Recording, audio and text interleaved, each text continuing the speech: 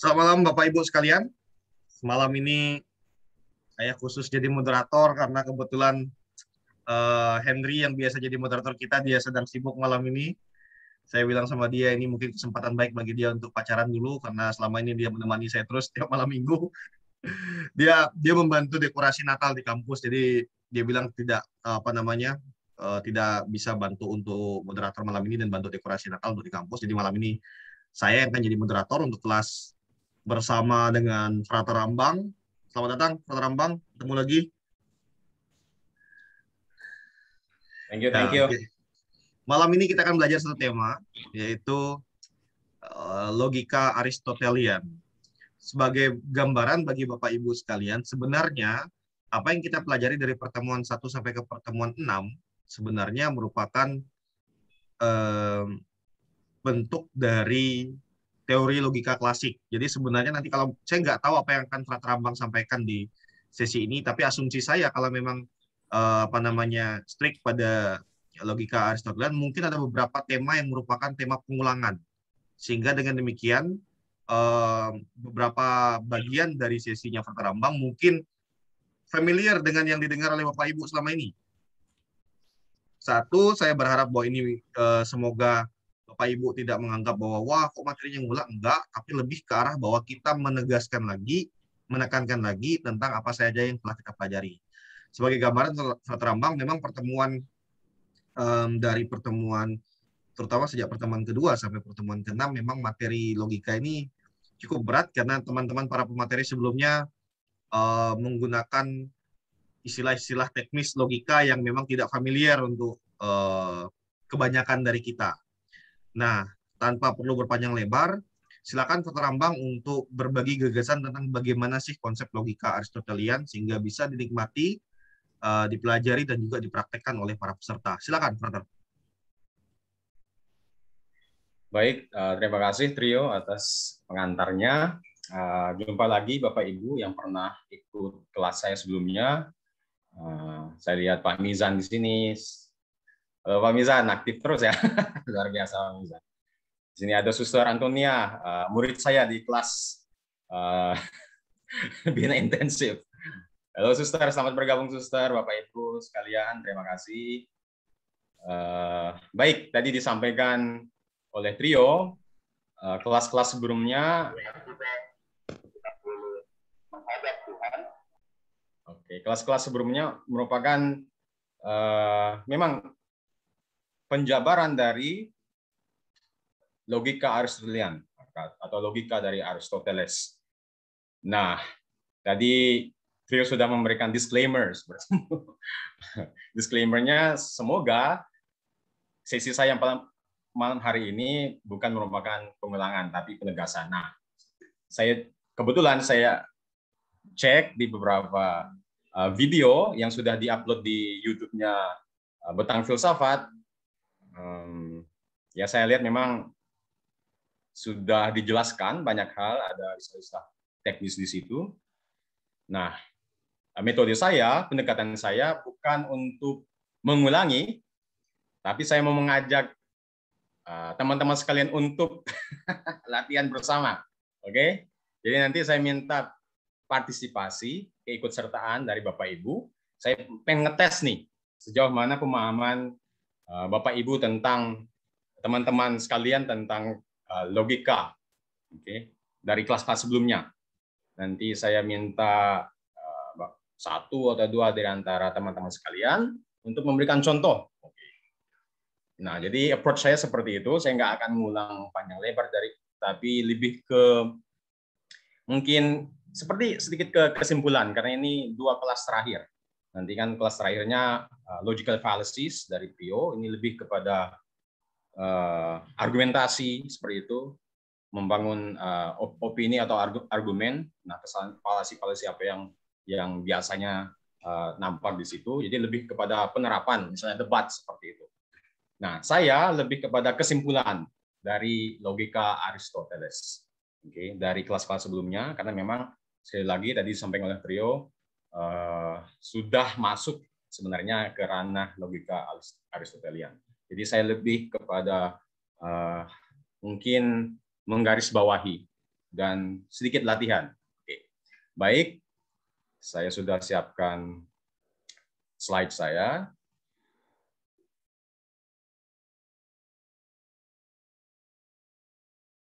Oke.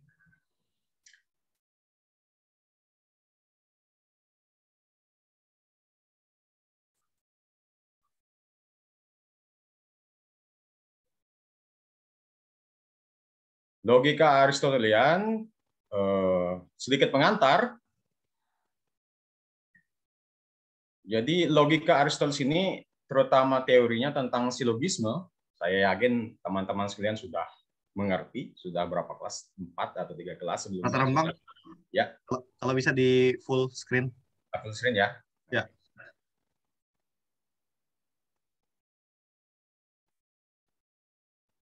Oke, baik. Sorry, thank you. Nah, jadi logika saya ulang, logika Aristoteles terutama teori tentang silogisme memiliki pengaruh yang tak tertandingi pada sejarah pemikiran Barat. Namun sejatinya tidak selalu memegang posisi seperti ini karena pada masa itu, terutama pada periode Helenistik, filsafat Yunani, para filsuf Yunani kuno, logika Stoik ini dan khususnya karya Chrysippus pernah menjadi dominan. Namun di zaman kuno kemudian, late antiquity, mengikuti karya para komentator Aristoteles ini, para murid Aristoteles dan beberapa komentatornya. Jadi akhirnya logika Aristoteles ini semakin menarik perhatian kalangan intelektual. Nah, logika Aristotelian inilah yang kemudian ditransmisikan ke tradisi Arab dan Latin di abad pertengahan. Nah, sebagai contohnya, kita tahu Santo Thomas Aquinas, kemudian Averroes, dan beberapa filsuf Barat abad pertengahan ini benar-benar mempelajari filsafat Aristoteles, termasuk logika. Sementara karya-karya Chrysippus akhirnya perlahan hilang. Nah, para komentator kuno mengelompokkan beberapa risalah Aristoteles ini dengan judul organon. Dalam bahasa Yunani, organon. Jadi istilah organon ini, teman-teman sekalian, bukan istilah yang digunakan oleh Aristoteles sendiri, tapi istilah ini digunakan oleh para komentator dari Aristoteles yang kemudian mengumpulkan karya-karya dari karya-karya logika dari Aristoteles sebagai organon. Nah, ada beberapa karya tentang logika, seni berpikir dan seni menyimpulkan sebagainya ini bisa ditemukan dalam beberapa karya yang terpencar dari Aristoteles, terutama misalnya categories atau kategori, on interpretation, tafsiran, interpretasi, prior analytics, posterior analytics, topics, on sophistical refutations, topik, analitik posterior, analitik prior, kemudian penyanggahan yang ruwet. Nah, nanti di kelas berikutnya, trio akan menyampaikan tentang logical fallacies, falasi logika. Nah, logical fallacies ini diambil dari on sophistical refutations. Oke. Baik, sedikit pengantar. Kemudian kita lanjut, teman-teman sekalian, bagaimana kita menggambarkan logika Aristotelian ini. Nah, saya yakin sekali lagi teman-teman, Bapak Ibu sudah paham benar, sudah sering kali mendengar istilah ini tentang logika Aristoteles dari kelas-kelas sebelumnya, kata kategori. Oke, jadi bagaimana kita menggambarkan, atau misalnya teman-teman sekalian diminta untuk menjelaskan apa itu logika Aristotelian atau logika Aristoteles. Nah, logika Aristotelian ini adalah logika yang mengenai kelas-kelas atau kategori atau relasi antara kelas-kelas tersebut. Oke, jadi Aristoteles menggunakan logika untuk menggambarkan atau menyimpulkan dari beberapa premises ini, yang premis ini sebenarnya merupakan kategori-kategori yang saling berhubungan, ada relasi dari misalnya premis mayor, premis minor.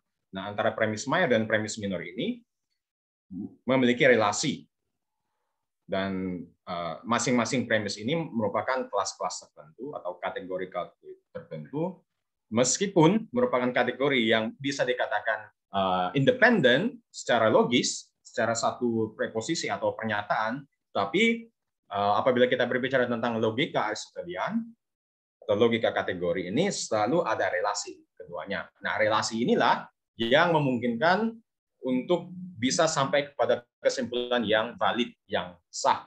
Seperti itu. Nah, apabila tidak ada relasi, artinya kesimpulannya pasti tidak sah. Nah, logika seperti ini merupakan logika awal yang dibentuk, yang disusun, yang dihasilkan menjadi lebih formal. Mungkin teman-teman sekalian berpikir, apakah sebelum Aristoteles manusia ini tidak berpikir logis? Karena sejatinya Aristoteles lah yang melahirkan logika. Jawabannya enggak. Jawabannya enggak. Mengapa? Karena logika ini adalah formalisasi cara berpikir manusia. Jadi kemampuan berpikir manusia itu sudah ada bahkan jauh sebelum lahirnya atau munculnya sang filsuf Aristoteles. Namun kita berhutang budi kepada Aristoteles karena dia membuat rumus-rumus berpikir yang disebut sebagai logika cara berpikir. Oke, sekali lagi, yang dilakukan oleh Aristoteles adalah menciptakan rumus-rumus berpikir, menyusun dengan rapi, membuat cara berpikir manusia menjadi lebih formal, lebih tertata, dan kita yang mempelajari logika Aristoteles bisa terbantu dengan menguasai rumus-rumus berpikir ini. Baik, saya yakin teman-teman sekalian sudah mempelajari hukum umum tentang silogisme kategorikal dari Aristoteles, dan dari video sebelumnya saya sudah lihat, pemateri sebelumnya sudah membahas tentang hukum-hukum silogisme kategorikal dari Aristoteles ini. Nah, untuk bagian ini saya mau mengajak teman-teman sekalian, Bapak Ibu, kalau ada pensil atau pen atau secari kertas, boleh disiapkan dahulu. Nah, bagian ini saya mau mengajak teman-teman sekalian untuk membantu menjawab pertanyaan saya. Oke, saya pengen menguji, saya pengen ngetes nih kemampuan berpikir teman-teman atau pelajaran-pelajaran yang teman-teman sudah dapatkan dari kelas-kelas sebelumnya. Kita mencoba untuk membuktikan hukum umum silogisme kategorikal dari Aristoteles. Oke. Saya akan urai beberapa dari hukum umum ini, kemudian nanti saya minta volunteer aja, sukarela ya, teman-temannya yang sudah siap, Bapak Ibu yang sudah siap, nanti saya minta untuk membuat silogisme sederhana. Oke. Premis mayor, premis minornya apa, kemudian buat kesimpulannya. Oke, nanti kita coba buktikan kebenaran dari hukum umum silogisme dari Aristoteles. Oke. Bagian pertama adalah terminus medium atau middle term harus disebarkan paling tidak pada satu premis. Oke, saya mungkin skip dulu supaya kelihatan.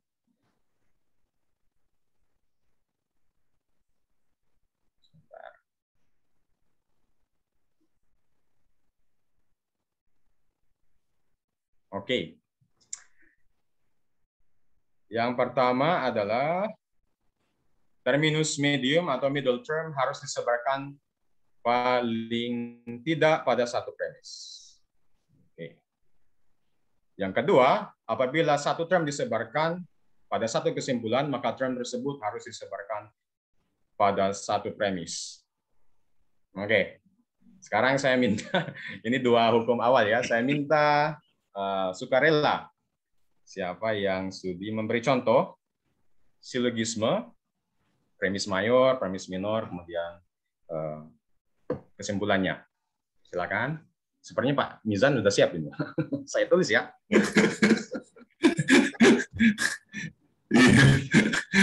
Ya, Pak Mizan.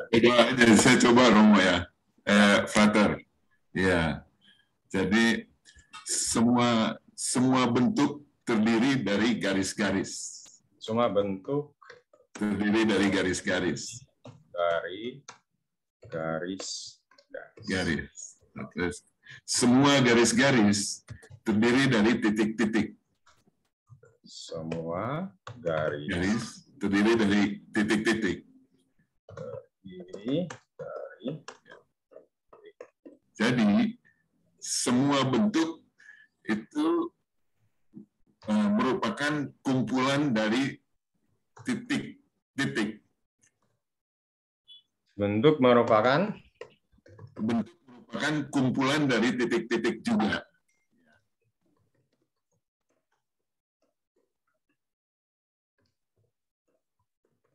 Oke. Ya. Sebentar.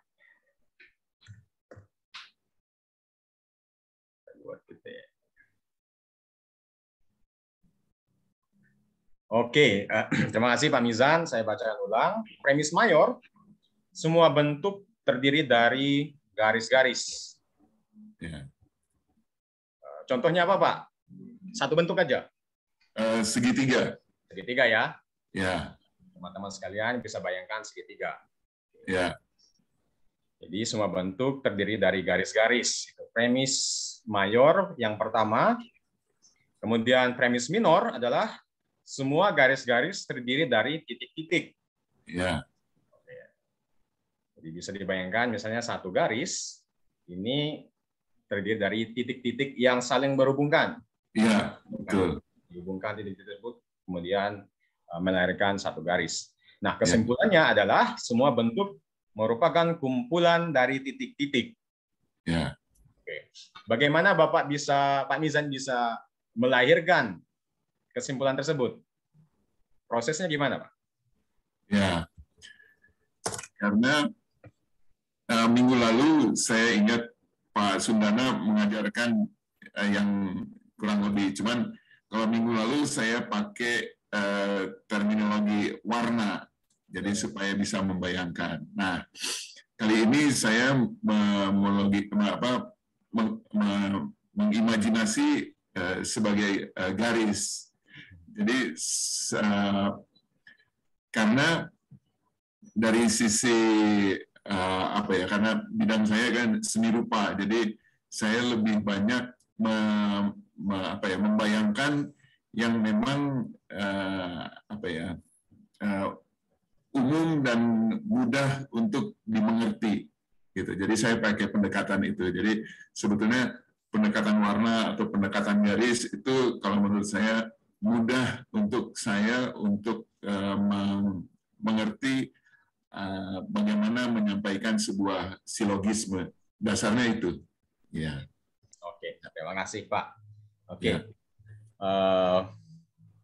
Baik, mari kita lihat, kita teruskan ya. Kita sudah punya satu contoh, nanti kita lihat validitas atau keabsahan dari silogisme ini yang kita dapatkan dari Pak Mizan. Nanti kita lihat. Tapi paling tidak, saya yakin teman-teman sekalian sudah bisa membentuk secara formal silogisme kategorikal dari Aristoteles dengan membentuk satu premis, kemudian premis mayor, premis minor, dan kemudian kesimpulan. Rumusannya, saya yakin dengan menghilangkan dari premis-premis ini, mayor dan minor, dengan menghilangkan, apa yang kita hilangkan di sini? Terminus medium atau middle term. Ya, middle term. Term yang sama. Ya. Middle term di sini adalah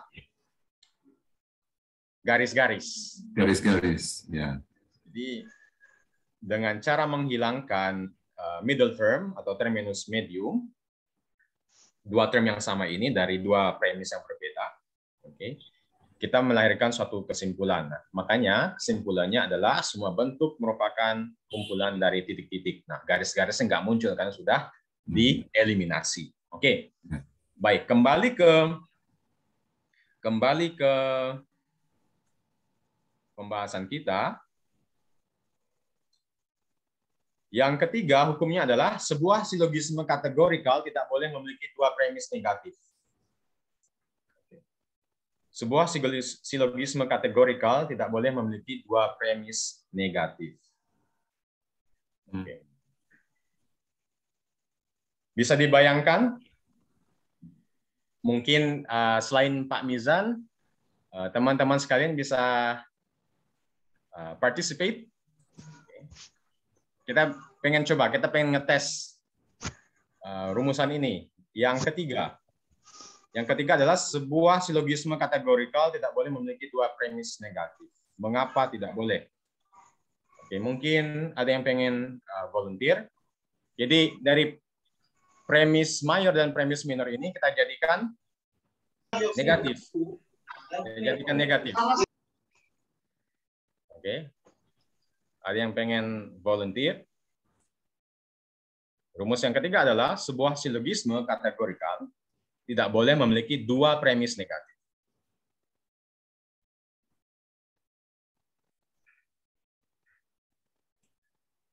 Ada yang, ini mudah loh. Ini kan positif semua kan?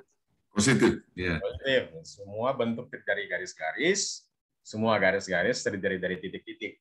Semuanya positif. Apakah ada yang pengen volunteer? Kalau nggak ada, Pak Mizan dulu mungkin. buat negatif, buat pernyataan atau preposisi negatif aja setiap premisnya, Pak. Gimana? Semua bentuk terdiri dari garis-garis. Kalau dibuat ini kan positif, kita buat jadi negatif, jadinya kita tambah kata tidak ya. Tidak, ya. Baik. Tidak terdiri dari garis-garis. Kan jadi premis mayor yang semulanya adalah positif, sekarang kita jadikan negatif. Penyangkalan. Oke. Sebelumnya adalah semua bentuk terdiri dari garis-garis, sekarang kita jadikan negatif. Semua bentuk tidak terdiri dari garis-garis. Premis minor yang kedua kita juga jadikan negatif. Semua garis-garis tidak terdiri dari titik-titik. Nah, bentuknya jadinya seperti ini. Dari hukum yang ketiga disebutkan bahwa sebuah silogisme kategorikal tidak boleh memiliki dua premis negatif. Oke. Penjelasannya bagaimana, Pak Mizan? Apakah bisa dijelaskan mengapa dua premis negatif ini tidak diperbolehkan dalam sebuah silogisme kategorikal? Coba dianalisa kedua premis tersebut. Ya. Apakah ada relasi? Ya, kalau misalnya premis kedua saya sebutkan bahwa semua garis itu tidak memiliki bayangan, tidak memiliki bayangan, ya kan? Karena sebuah bentuk kan pasti punya bayangan, ya. Jadi premis kedua saya sebutkan bahwa semua garis-garis itu tidak mempunyai bayangan. Nah, jadi kesimpulannya sudah pasti jadi negatif kesimpulannya, ya. Jadi bahwa semua bentuk itu tidak punya bayangan. Jadi memang agak lebih jauh karena bayangan itu kan membutuhkan cahaya. Jadi agak lebih jauh gitu kira-kira. Tapi hasilnya pasti nanti akan jadi negatif. Baik, jadi Pak Mizan memperkenalkan satu term baru di bayangan. Oke. Jadi satu term baru di luar premis yang sudah dibentuk. Oke. Apakah ini menjadi suatu silogisme yang valid? Nanti kita lihat di hukum berikutnya. Tapi kita bahas dulu apa yang sudah ada awal ini. Kita lihat, kita analisa apakah bisa menjadi sebuah kesimpulan yang baik. Ya. Dari Aristoteles dikatakan bahwa dua premis yang sama-sama negatif nggak mungkin bisa menghasilkan suatu kesimpulan yang valid, yang absah. Coba kita analisa, kita pahami premis mayor. Semua bentuk tidak terdiri dari garis-garis. Oke. Negatif. Artinya garis-garis ini tidak membentuk, garis-garis ini bukan menjadi dasar dari bentuk misalnya segitiga dan sebagainya. Ya. Jadi artinya bentuk bukan garis-garis. Ya. Nggak ada relasi. Ya. Kecuali misalnya dia positif. Semua bentuk terdiri dari garis-garis. Ada relasi. Karena garis-garis inilah yang melahirkan bentuk. Premis kedua, semua garis-garis tidak terdiri dari titik-titik. Oh, maksudnya gitu. Oh iya, iya, mengerti. Ya, ya. Artinya sama-sama nggak ada relasi, Pak, nggak nyambung. Misalnya, artinya Pak Nizan ngomong mobil, saya ngomongnya motor gitu. Kayak sama-sama nggak mengiyakan, sama-sama nggak mengakui, sama-sama menegasi. Bentuk nggak terdiri dari garis. Oke, artinya nggak ada relasi. Garis-garis dan bentuk nggak ada relasi. There is no point of connecting. Terus garis-garis tidak terdiri dari titik-titik. Nah, kalau titik-titik nggak ada relasi, nggak ada hubungannya dengan garis-garis, maka bentuk dan titik-titik pastinya nggak ada relasi. Karena yang menjadi dasar adalah terminus medium, middle term. Nah, middle term inilah yang mengikat kedua premis ini. Nah, kalau kedua premis ini nggak ada hubungannya dengan middle term atau terminus medium, artinya kesimpulannya nggak mungkin sah, valid. Artinya apa? Bentuk dan titik-titik nggak ada relasi, nggak ada hubungan. Oke. Paham ya? Ya? Salah. Jadi benar-benar hukum ketiga dari Aristoteles bahwa dua premis yang negatif ini nggak akan bisa melahirkan kesimpulan yang sah, yang valid. Oke, jadi nanti misalnya teman-teman sekalian mendengarkan argumen dari lawan bicara. Nah, argumen ini mungkin teman-teman sudah memiliki senjata andalan, yaitu logikanya Aristoteles. Terus teman-teman ini seperti dokter bedah seperti itu. Dimulai dengan pengetahuan yang sudah lengkap, logika Aristoteles, kemudian membedah argumen dari lawan bicara. Ternyata argumennya tersebut terdiri dari dua premis yang sama-sama negatif. Oke. Nah, dalam membaca argumen seseorang, pertama harus bisa memilah premis-premisnya, pernyataan-pernyataannya, kemudian dicek keabsahannya, relasinya, kategorinya. Oke. Kalau nggak ada hubungan dari pernyataan-pernyataan lawan bicara Bapak Ibu, artinya pasti kesimpulannya salah. Seperti itu. Oke. Jadi sekali lagi teman-teman sekalian, kita bukan hanya mempelajari rumus-rumus logika. Jadi sejatinya kelas ini bukan mengajak teman-teman Bapak Ibu untuk menghafal, tapi bagaimana bisa mengaplikasi. Oke.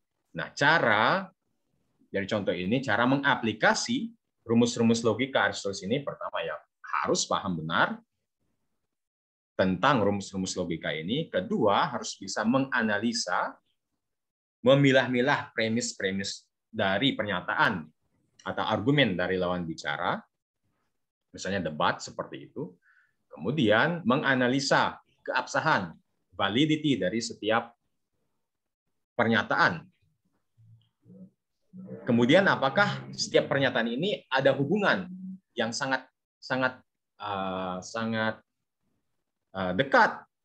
Kalau nggak ada hubungan, misalnya contoh dari yang sudah kita gunakan di sini, kedua-duanya negasi, jadi nggak ada relasi. Jadi yang paling penting kesimpulannya adalah dalam membentuk suatu argumen harus bisa membentuk relasi, hubungan dari setiap kalimat, dari setiap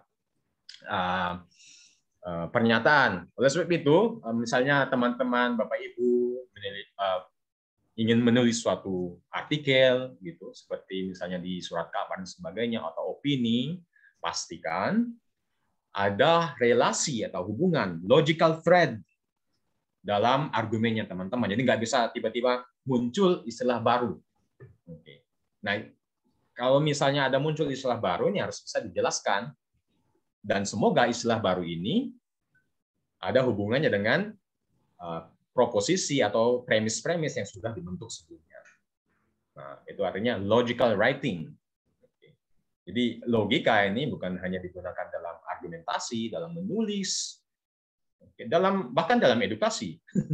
Proses-proses kita mempelajari sesuatu atau proses-proses kita mengajarkan sesuatu ini apakah secara runtun, logikal. Oke. Seperti itu. Baik, terima kasih Pak Mizan. Saya mohon nanti teman-teman yang lainnya jangan malu untuk bergabung.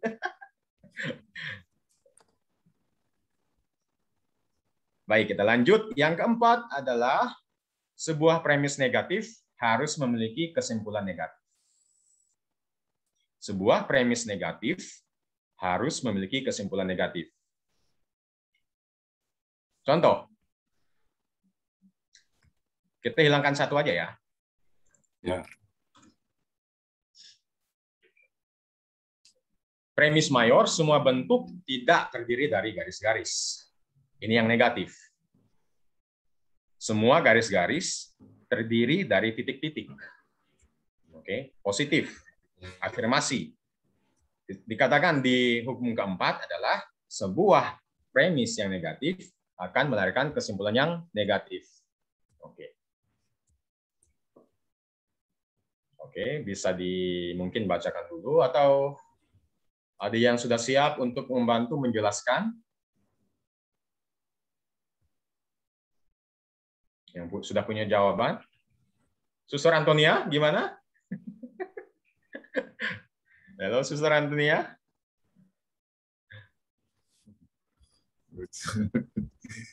Gimana, Suster? Iya, Brother, saya masih memahami, Brother, pelan-pelan. Ya. Okay. Jangan salah. Ini Suster kalau gagal di kelas logika nih, gagal juga di kelas yang satunya dengan Suster Bambang. Ujian loh Suster, minggu depan loh. Nanti saya biar privat sama Brother Ambang saja dulu. Ngerti. Baik, nggak apa. Terima kasih Suster Antonia. Yang lain mungkin bisa menjelaskan jawabannya bahwa kalau ada satu premis yang negatif, maka kesimpulannya harus negatif.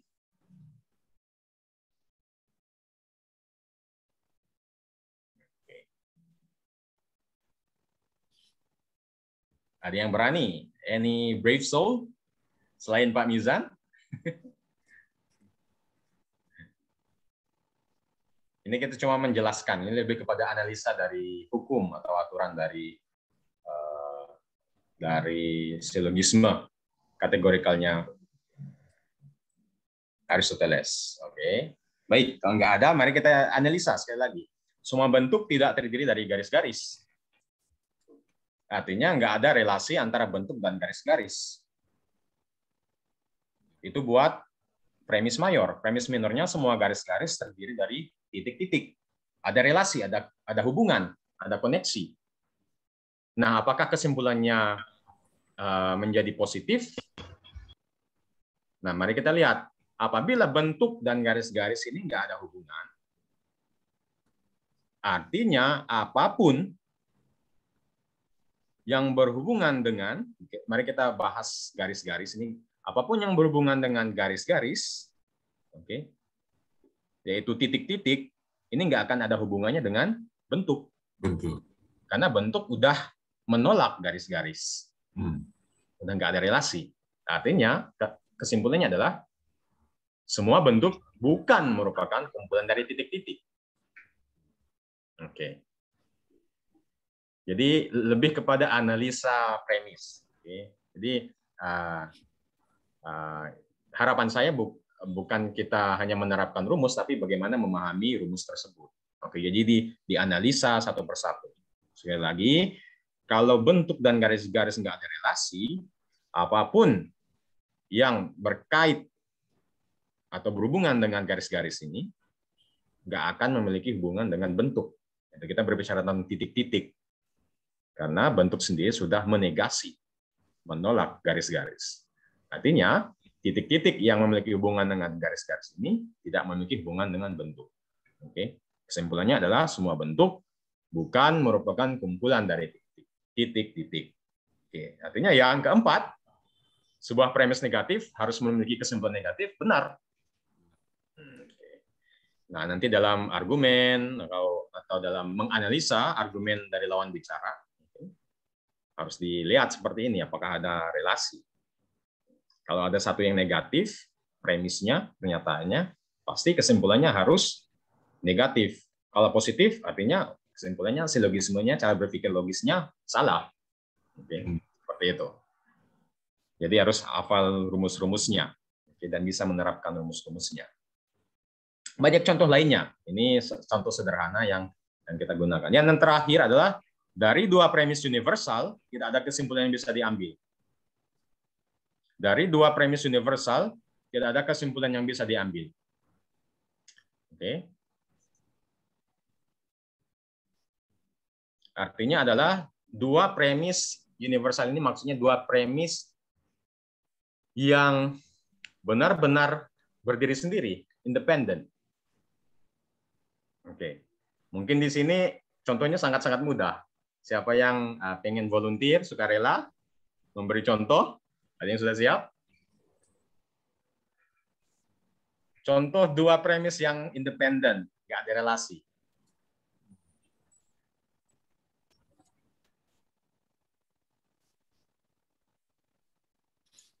Ada yang berani?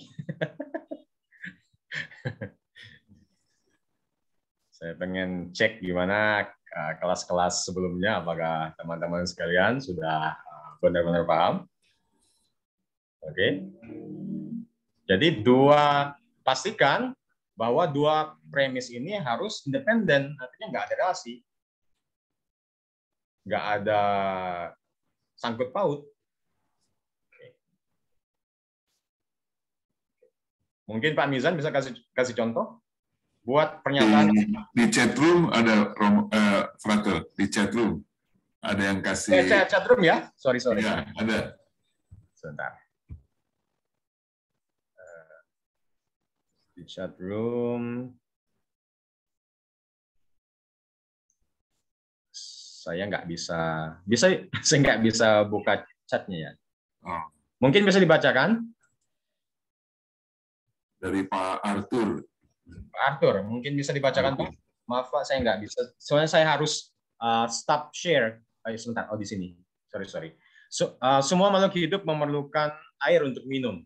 Semua air laut rasanya asin. Kesimpulan tidak saling berhubungan. Oke. Di chat room, contohnya seperti itu. Premis pertama, semua makhluk hidup memerlukan air untuk minum. Kemudian semua air laut rasanya asin.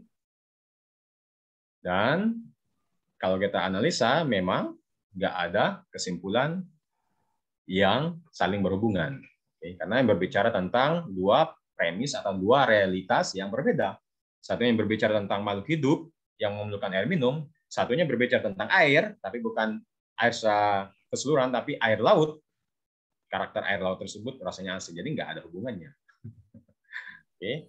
Jadi artinya yang hukum yang kelima, dua premis universal, artinya dua premis yang saling independen ini benar-benar nggak ada relasinya, nggak ada hubungannya, maka kesimpulan pun tidak bisa diambil. Oke, terima kasih Pak Arthur.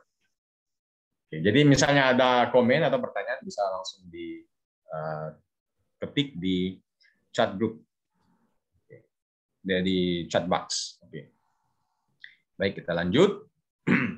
Nah, terima kasih teman-teman atas partisipasinya. Nanti saya minta contoh lagi. Partisipasi lagi. Oke, saya yakin ini sudah dibahas juga sebelumnya. Videonya juga sudah diupload. Saya sudah cek juga. Pemateri sebelumnya juga membahas tentang ini. apabila kita berbicara tentang silogisme kategorikal atau logika Aristotelian, kita berbicara tentang proposisi, premises atau premis atau pernyataan ini dari dua sisi. Pertama, kita berbicara tentang kuantitas, kuantitas dari pernyataan atau proposisi tersebut. Misalnya partikular sebagian, Socrates, atau siapapun, nama manusia siapapun itu, ini berbicara tentang satu orang atau satu individu partikular. Atau universal, misalnya manusia. Jadi kuantitas dari proposisi atau pernyataan. Ini bisa kita bagikan menjadi dua, partikular dan universal. Sekali lagi, ketika kita berbicara tentang logika Aristotelian, kita berbicara tentang kategori yang memiliki relasi atau hubungan. Nah, apabila kita berbicara tentang yang partikular, ini pasti untuk membentuk suatu silogisme yang sah harus ada hubungan dengan yang universal. Misalnya Socrates dan manusia. Nanti kita lihat premisnya gimana. Kalau premisnya ada hubungannya, nah bisa menghasilkan suatu kesimpulan yang valid. Tentang kualitas proposisi atau pernyataan. Di afirmatif tadi kita sudah gunakan contohnya dari Pak Izan, mengiyakan atau negatif, menidakkan atau menyanggah. Contohnya sudah tadi. Nah, dari 4 jenis pernyataan ini pengulangan aja. Nah, kita bisa membentuk suatu rumus. Yaitu ini ada penggabungan dari kuantitas dan kualitas. Dari suatu pernyataan, dari satu kalimat atau proposisi yang terdiri dari subjek dan predikat. Ini bisa kita gabungkan untuk membentuk komponen yang disebut oleh Aristoteles sebagai universal afirmatif A, universal negatif E, partikular afirmatif I, partikular negatif O. Contoh-contohnya adalah demikian. Misalnya universal afirmatif, kuantitas dan kualitas. Kuantitasnya semua manusia. Kualitasnya atau kata sifatnya adalah makhluk rasional, bisa berpikir. Ini universal afirmatif. A. Kemudian yang kedua universal negatif. Semua manusia adalah bukan makhluk rasional. Adalah bukan ini yang merupakan negatif. Kualitas yang menidakkan atau menyanggah. Jadi universal karena menggunakan semua atau manusia atau setiap manusia. Nah, partikular afirmatif, suatu pernyataan dan proposisi juga bisa menggunakan partikular afirmatif. Contohnya Socrates adalah makhluk rasional. Suatu pernyataan juga bisa dengan membentuk partikular negatif. Socrates adalah bukan makhluk rasional. Nah, untuk menyusun, saya yakin ini juga sudah dibahas, untuk menyusun dan melahirkan kesimpulan atau mengecek atau mengetes keabsahan atau validity dari silogisme tertentu bisa menggunakan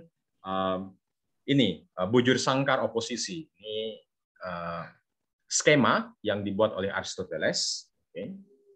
Bisa dicek apakah misalnya premis pertama, premis mayor yang universal afirmatif apabila digabungkan dengan partikular negatif, ini nanti hubungannya gimana. Jadi skemanya seperti ini. Ini sebenarnya mudah dihafalkan ya. A, E, I, O. A itu apa, E itu apa. Sebelumnya sudah dilihat. Nah, hubungannya seperti ini. A dan E kontradiktori. Nanti saya jelaskan maksudnya apa. Ini bujur sangkar oposisi atau square of opposition.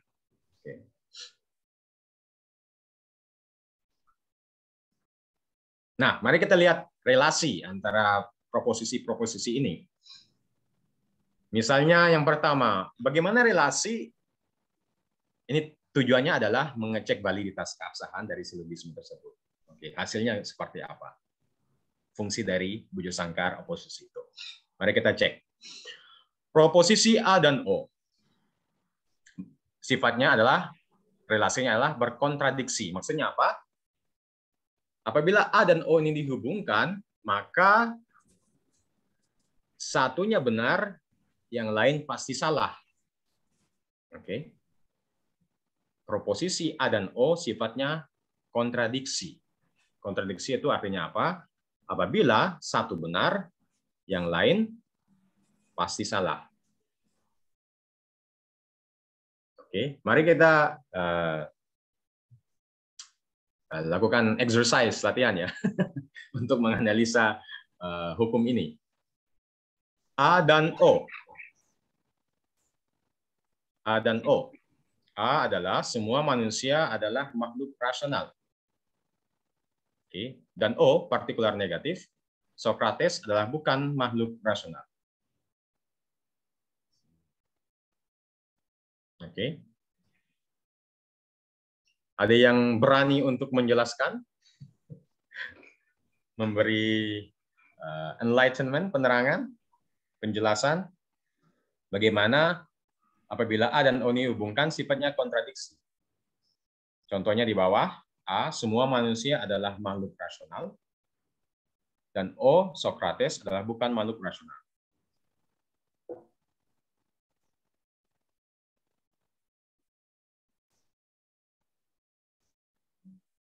Bisa ditulis. Unsur negasi, Frater. Bisa dijelaskan, Pak? Ya, jadi itu kaitannya sama universal negatif ya. Semua manusia adalah bukan makhluk rasional. Itu berarti kan negatif ya, negatif. Nah, terus kemudian kesimpulan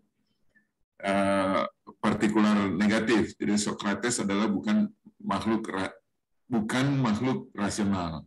Jadi proporsi A dan O kesimpulannya itu ya pasti dipastikan salah karena ada unsur negatif, ya kan? Ya, oke. Jadi terima kasih Pak Mizan. Jadi benar bahwa nggak ada relasi karena satunya sudah seperti tadi contoh yang kita gunakan di awal, bentuk dan garis karena sudah ada negasi, jadi sifatnya kontradiksi. Oke. Kontradiksi. Baik. Jadi maksudnya di situ kalau yang satu benar, yang lain pasti salah. Oke, itu kontradiksi. Oke. Ini sebenarnya cuma menjelaskan hubungannya. Oke. Hubungannya. Kontradiksi itu seperti itu. Satu benar, salah. Itu kontradiksi. Seperti itu maksudnya. Nah, kontradiksi ini bisa kita gunakan di premis seperti ini. Contohnya seperti itu. Semua manusia adalah manusia rasional. Kemudian Socrates yang adalah manusia individu adalah bukan makhluk rasional. Artinya kesimpulannya adalah Socrates ini bukan manusia. Ya enggak? Karena dia bukan makhluk rasional. Karena semua manusia adalah makhluk rasional. Oke, seperti itu. Jadi kalau ada yang satu benar dan yang lain pasti salah, ini kontradiksi. Socrates nggak ada hubungannya dengan manusia. Kontradiksi. Nah, kontraris ini kita bisa temukan di proposisi A dan E. Tidak bisa sama-sama benar, tapi bisa sama-sama salah. A dan E itu universal afirmatif dan universal negatif. Oke. Semua manusia adalah makhluk rasional. Kemudian, semua manusia adalah bukan makhluk rasional. Tidak bisa sama-sama benar, tapi bisa sama-sama salah. Oke, gimana? Bisa dijelaskan? Ini sedikit ada nuans ya. Ayo, siapa yang berani jelasin? Kontraris itu seperti itu. Dia nggak bisa sama-sama benar, tapi bisa sama-sama salah.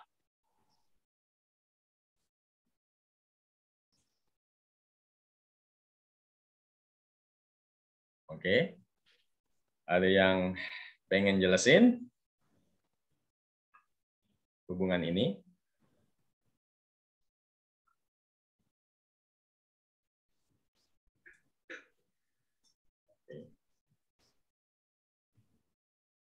Nggak bisa sama-sama benar, tapi bisa sama-sama salah.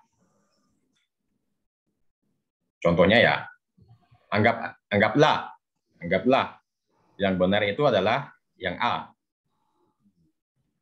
Oke. Secara observasi, secara investigasi, premis A itu yang benar. Oke. Semua manusia adalah makhluk rasional.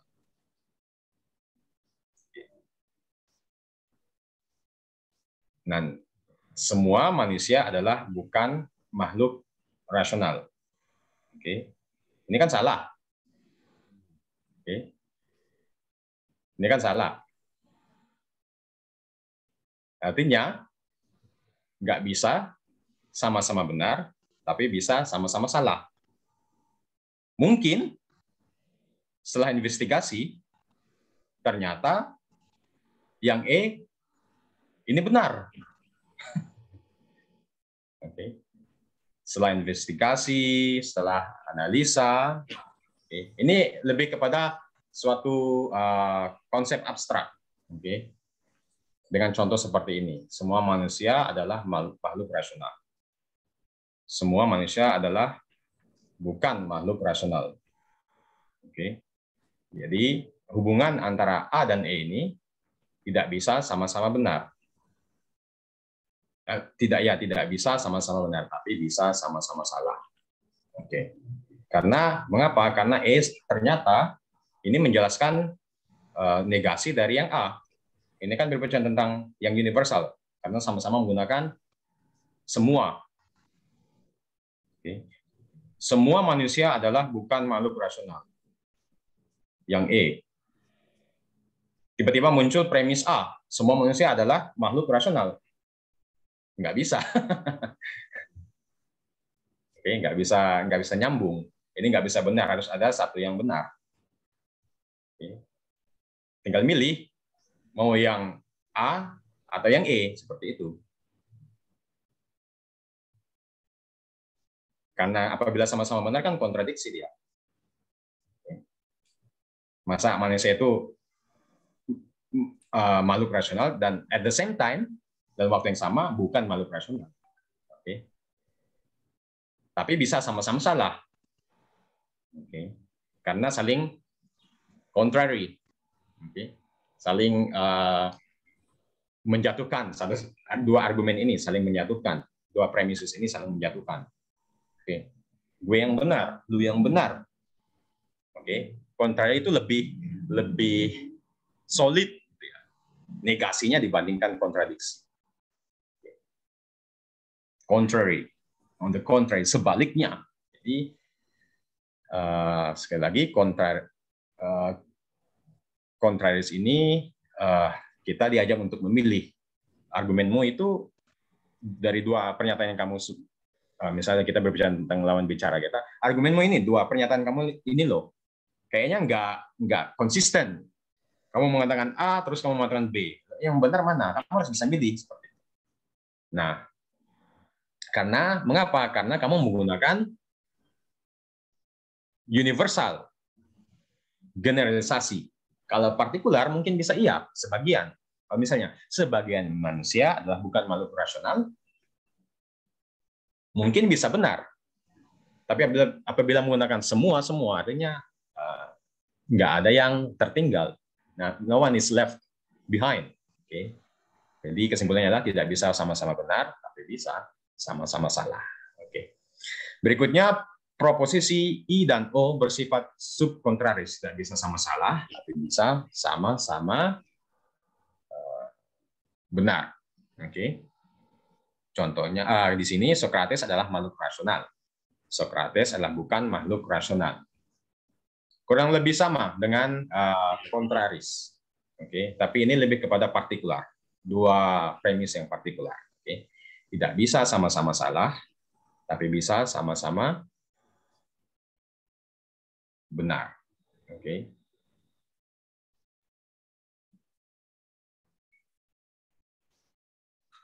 Mengapa seperti itu? Karena kita berbicara tentang yang partikular. Oke. Tidak bisa sama-sama salah, tapi bisa sama-sama benar. Oke. Kurang lebih sama dengan yang kontraris, cuma lebih kepada hal yang partikular. Oke, baik. Terima kasih. Kita lanjut. Nah, baik. Ini contoh-contoh dari penerapan silogisme tadi dari premis-premis. Harapan saya teman-teman sekalian sudah bisa sedikit menebak atau menggunakan prinsip-prinsip ini nanti dalam misalnya menyusun suatu argumen atau bahkan dalam menginterogasi argumen seseorang. Elemen-elemen apa yang harus diperhatikan. Oke. Rumus-rumusan seperti itu tadi kita sudah berbicara tentang relasi dari setiap terms. Oke. Relasi antara dua premis ini apakah saling negasi, nanti kesimpulannya seperti apa. Misalnya dua kesimpulan yang negasi, terus dan dua premis yang memiliki kualitas negatif, kemudian bisa mengelahirkan suatu kesimpulan yang positif, ini kan artinya salah. Seperti itu. Nah, di situ teman-teman bisa langsung pinpoint, oh, argumenmu ternyata, argumenmu ini salah, mengapa? Bla-bla-bla, seperti itu. Jadi fungsinya seperti itu. Nah, sekarang kita masuk ke yang lebih lebar, lebih luas. Okay. Mungkin apabila kita berbicara tentang rumus-rumus logika, ini mungkin sedikit membuat pemikiran kita menjadi kerucut. Okay. Nah, maksud dari Aristoteles menciptakan logika ini sekali lagi supaya maksudnya bukan untuk berdiri sendiri. Oke, logika ini, rumus-rumus berpikir ini. Bagi Aristoteles, rumus-rumus berpikir atau rumus-rumus logika ini memiliki hubungan yang sangat erat dengan ilmu pengetahuan lainnya. Oke, fisika, metafisika, mungkin agama, dan sebagainya. Jadi bagi Aristoteles, jadi filsafatnya, karakter filsafatnya Aristoteles, teman-teman sekalian, logika itu nggak bisa dipelajari sendiri. Tugas kita adalah bagaimana mendapatkan relasi antara logika dan ilmu pengetahuan lainnya. Oke. Logika adalah bagian penting dari filsafat, seperti itu. Oke. Jadi bahkan dalam beriman pun kita harus beriman secara logis. Nah, jadi ajakannya Aristoteles itu seperti itu. Jadi sekali lagi, kalau hebat di logika, tapi kehidupan moralnya nggak hebat, sepertinya ada yang rancu bagi Aristoteles. Karena kehidupan moral, prinsip-prinsip moral juga mengikuti prinsip-prinsip logika. Oke. Apakah tindakanmu kongruen dengan apa yang kamu percayai seperti itu? Kalau nggak kongruen kan artinya kamu beriman secara nggak logis. Nah, Aristoteles sekali lagi penekannya di situ, teman-teman. Jadi logika itu bukan suatu boleh kita bilang cabang filsafat atau bagian dari filsafat yang kering. Sekali lagi, teman-teman, saya mengajak teman-teman sekalian untuk bisa menggunakan logika ini dalam semua aspek kehidupan, teman-teman. Bukan hanya dalam menyusun suatu argumen. Oke. Nah, saya membahas tentang operasi mental, mental operations dari Aristoteles. Oke. Atau bisa kita sebut sebagai proses berpikir atau proses melahirkan kesimpulan. Nah, tindakan pertama dari operasi mental manusia itu dengan menggunakan akal pikiran adalah aprehensi atau pemahaman sederhana.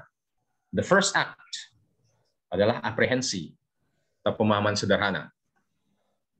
Apa itu aprehensi?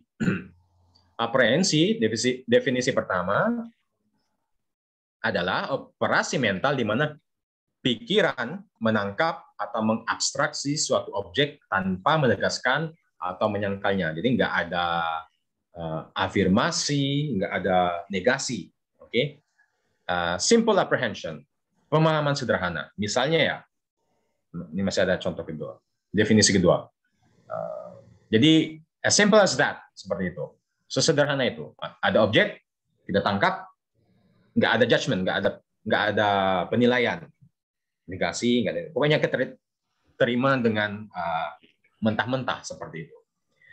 Definisi kedua adalah operasi mental di mana ide terbentuk dalam pikiran. Jika Anda membiarkan matahari terbenam, misalnya saat ini, teman-teman, coba bayangkan matahari terbenam, sunset. Oke. Tindakan membentuk gambaran itu, jadi sudah ada image sunset dalam pikiran. Oke, bayangkan, sudah pernah melihat sunset kan? Jadi bayangkan objeknya adalah sunset, matahari terbenam. Nah, tindakan membentuk gambaran itu dalam pikiran Anda ini disebut aprehensi. Oke.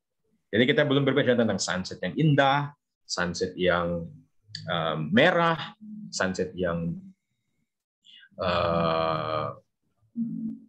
mungkin menarik atau kata sifat apapun. Oke. Pokoknya aprehensi atau pemahaman sederhana itu hanya memunculkan suatu objek. Oke.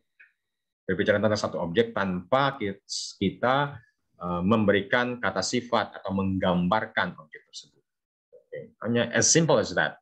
Oke. Misalnya saya memberikan objek A atau B. Nah, hadirnya objek tersebut dalam pikiran saya ini adalah bagian dari pemahaman sederhana aprehensi. Sangat partikular. Oke.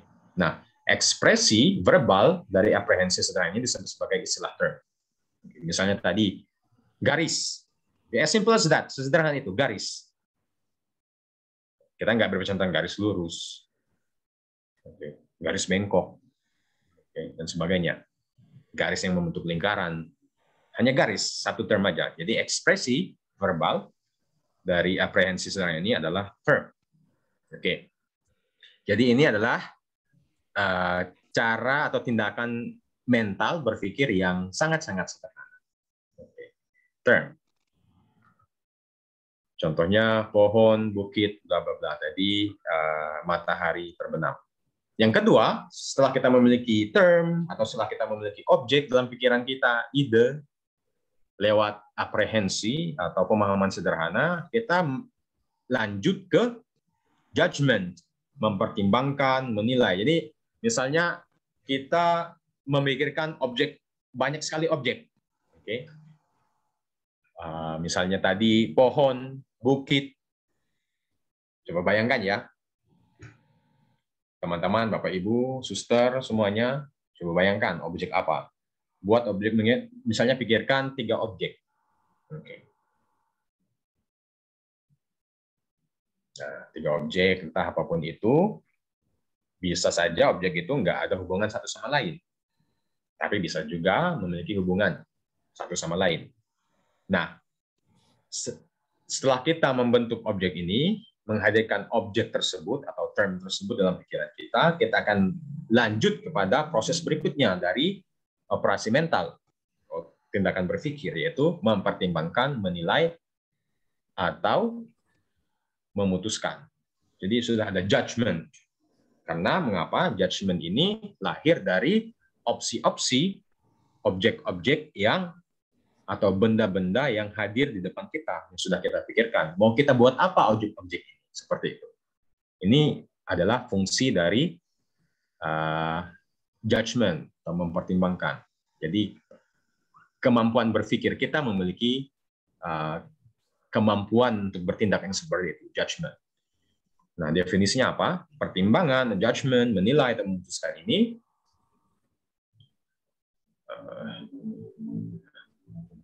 adalah tindakan pikiran di mana 2 istilah yang dipahami digabungkan kemudian ditegaskan atau ditolak.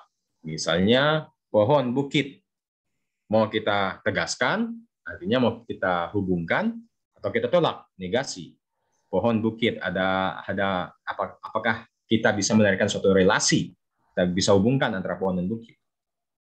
Nah, itu tugas dari judgment. Mau kita hubungkan, connect, atau kita tolak. Oke. Nanti misalnya kalau kita hubungkan pohon dan bukit, bisa melahirkan suatu pernyataan. Tahu definisi kedua, pertimbangan atau penilaian adalah operasi mental yang dengannya kita mempredikatkan sesuatu dari suatu objek. Sama seperti di definisi pertama. Ekspresi verbal penilaian adalah pernyataan atau posisi. Contoh, matahari terbenam, sunset, terus ada term baru. Oke. Itu indah, kata sifat. Jadi kita memiliki kemampuan untuk menilai, mempertimbang, dan memutuskan apakah kita mau menggabungkan kedua term ini atau menolak. Mau ditegaskan atau ditolak. Seperti itu. Ini tugasnya judgment, penilaian. Nah, apabila kita tegaskan, kita buat suatu relasi, bisa melahirkan suatu proposisi seperti ini. Oke. Matahari, objek pertama, kemudian objek kedua, term kedua adalah indah, kita hubungkan, matahari terbenam itu indah. Oke. Ini adalah hasil dari penilaian atau tindakan bagi Aristoteles, tindakan mental atau tindakan akal pikiran yang kedua, judgment. Setelah dari simple apprehension, pemahaman sederhana, lanjut ke penilaian, judgment. Yang terakhir adalah penalaran. Ini level tingkat kesulitannya lebih tinggi. Oke, jadi yang sederhana, kemudian simple apprehension ini kita berbicara tentang term atau ide atau objek pikiran yang independen. Seterusnya kita berbicara tentang judgment, berbicara tentang penilaian ini, bagaimana kita menghubungkan objek-objek pikiran ini, term-term ini, apakah mau kita tolak atau mau kita hubungkan.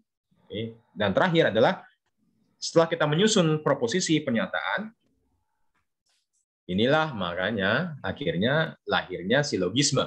Oke. Nah, kesimpulan ini bisa lahir apabila kita telah berhasil membuat silogisme-silogisme, premis-premis. Oke. Definisi dari penalaran atau reasoning atau menyimpulkan adalah tindakan pikiran di mana kita menarik kesimpulan dari rangkaian premis yang ditarik secara valid. Atau definisi kedua, inference atau reasoning, penalaran ini adalah operasi mental yang dengannya kita menarik kesimpulan dari informasi lain. Ekspresi verbal dari penalaran adalah argumen logis. Oke, ini sebenarnya sekali lagi Bapak Ibu, teman-teman sekalian mau menjelaskan proses berpikir logis yang dijelaskan oleh Aristoteles. Jadi mulai dari simple apprehension, terus lanjut ke gerakan yang kedua adalah judgment, dan yang ketiga ini lebih rumit, dari proposisi pernyataan-pernyataan yang berbeda kita membuat satu silogisme atau argumen yang logis. Contohnya, misalnya karena tingkat kerumitannya lebih tinggi, jadi contohnya menjadi seperti ini. Saya suka melihat matahari terbenam itu karena saya menikmati hal-hal yang indah dan matahari terbenam itu indah. Jadi lebih kompleks, oke? Lebih kompleks. Ini terdiri dari terms yang berbeda, beberapa terms misalnya saya suka melihat matahari, ini kan terms. Terus judgment-nya, beberapa terms ini atau istilah ini sudah kita gabungkan membentuk kalimat tertentu yang utuh, kemudian kita gabungkan menjadi suatu argumen yang menarik. Oke, saya suka melihat matahari terbenam itu karena saya menikmati hal-hal yang indah dan matahari terbenam itu indah. Oke, jadi sekali lagi teman-teman sekalian, berbicara tentang logika, ini harus selalu kita hubungkan dengan sesuatu yang lebih luas. Cara berpikir, cara kita mengungkapkan pendapat kita, membentuk suatu argumen seperti itu. Oke. Jadi harapannya nanti teman-teman, Bapak Ibu sekalian setelah belajar kelas logika ini bisa membentuk suatu argumen yang benar-benar solid dan valid. Oke, harapannya seperti itu. Oke, terus latihan aja. Oke, jadi kita bisa simpulkan dari ketiga tindakan atau operasi mental ini, saya menggunakan simbol ABC, perwakilan representatif dari proses berpikir ini. A, B, C itu misalnya contoh, misalnya ide A, huruf A, B, C, ini kan term-term yang berbeda. Ini adalah ide tentang huruf A, ide tentang huruf B, ide tentang huruf C. Ini simple apprehension. A dan B ini adalah proposisi. Boleh saja misalnya suatu kalimat tadi. Ini adalah bagian dari judgment. Kita sudah membentuk suatu hubungan dari ide-ide atau term-term tadi. Dan lebih kompleksnya, lebih lengkapnya lagi, dari proposisi yang sudah kita miliki, pernyataan yang sudah kita miliki, kita membentuk suatu argumen. A adalah B, C adalah A, terminus mediumnya kita eliminasi, kesimpulannya adalah C adalah. Ini sangat-sangat sederhana ya, teman-teman, Bapak Ibu. Ini contoh dari Aristoteles. Tapi yang mau dijelaskan oleh Aristoteles di sini adalah bagaimana cara berpikir kita, cara membentuk argumen ini harus runtun. Harus runtun. Jadi untuk membentuk suatu argumen yang logis, prosesnya harus runtun. Nggak bisa langsung kesimpulan, tiba-tiba premisnya kocar-kacir seperti itu. Atau misalnya premis A, kesimpulan tiba-tiba misalnya bahkan dalam literatur ya, literatur yang indah itu seperti misalnya The Lord of the Rings itu, kita bisa membaca sekuensi logis dari suatu narasi, atau novel-novel klasik yang luar biasa ini, bagaimana karakter development misalnya sudah seperti itu, ini sebenarnya mengikuti proses logika seperti ini, bagaimana premis itu dimunculkan, kemudian kesimpulannya boom. Atau film hebat kan seperti itu. Premis karakter development tiba-tiba boom. Jadi nggak bisa sembarangan. Nggak bisa premis terus kesimpulan. Ada mungkin ya ada beberapa attempt gitu untuk membuat seperti Star Wars, sequel, prequel, terus ada in between stories dan sebagainya. Tapi harus untuk fansnya Star Wars ini harus mengikuti secara runtun ceritanya. Tapi apabila susunan ceritanya nggak runtun, nggak logis, ya ceritanya nggak dapat seperti itu. Oke, baik. Di sini teman-teman sekalian, saya menampilkan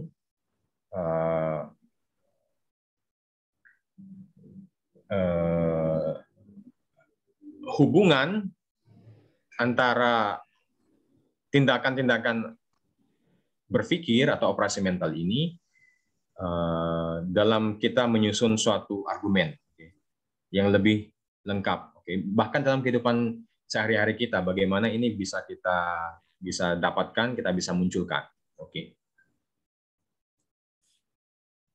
Ini sebenarnya sudah masuk ke bagian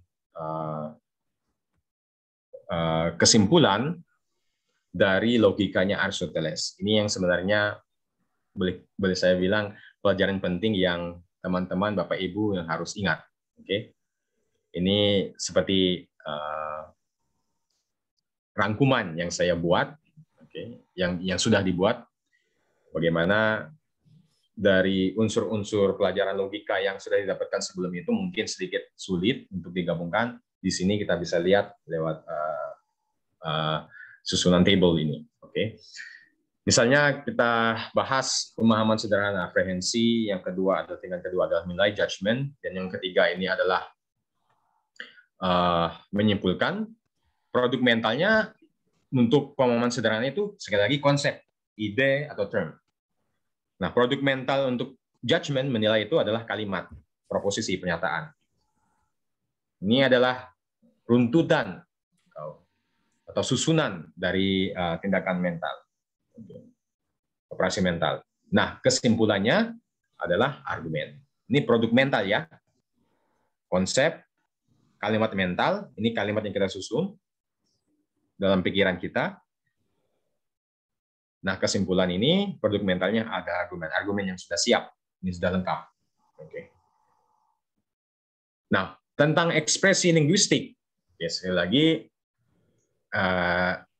yang mau saya tambahkan di sini adalah bagaimana Aristoteles sekali lagi melihat hubungan logika dengan seluruh aspek kehidupan. Oke. Contohnya dari linguistik, ekspresi linguistik. Dari pemahaman sederhana atau simple apprehension, ekspresi linguistik yang kita gunakan adalah term atau istilah. Judgment itu adalah kalimat deklaratif. Misalnya, hari ini hujan. Itu kan kalimat deklaratif. Kesimpulannya adalah paragraf. Itu dalam ini logika Aristoteles dalam ekspresi linguistik. Paragraf. Karena argumen-argumen tersebut sudah membentuk suatu paragraf. Contohnya, misalnya manusia. Ini kan konsep manusia mati. Jadi manusia dan mati ini ekspresi linguistik yang kita gunakan adalah manusia dan mati untuk menjelaskan suatu konsep. Oke. Mungkin dalam bahasa lain, misalnya dalam bahasa Inggris, man, mortal. Oke. Ini ekspresi linguistik dari bahasa Inggris. Ekspresi linguistik bahasa Indonesia adalah manusia mati. Judgment, menilai. Contohnya adalah Socrates adalah manusia. Oke. Kesimpulannya, itu dengan memunculkan suatu silogisme. Jadi kita hubungkan konsep pemahaman sederhana, simple apprehension, judgment, menjadi suatu kesimpulan, yaitu suatu silogisme. Semua manusia akan mati, Socrates adalah manusia, maka Socrates akan mati. Oke. Nah, bagian struktural. Karena ini merupakan suatu konsep, ini belum sempurna. Oke. Jadi tidak ada, masih utuh satu. Tetapi apabila masuk dalam judgment ini, masuk dalam proposisi, misalnya kalimat di sini, contohnya Socrates adalah manusia, di sini dalam satu struktur kalimat, ini pasti ada subjek, ada predikat. Oke. Subjeknya adalah Socrates, predikatnya adalah manusia. Oke. Dari struktur kalimat ini, misalnya ini masuk ke bahasa Indonesia ya, misalnya language. Oke. Bagaimana logika Aristoteles ini digunakan dalam language. Oke. Itu kesimpulannya adalah premis dan kesimpulan. Premis, kesimpulan.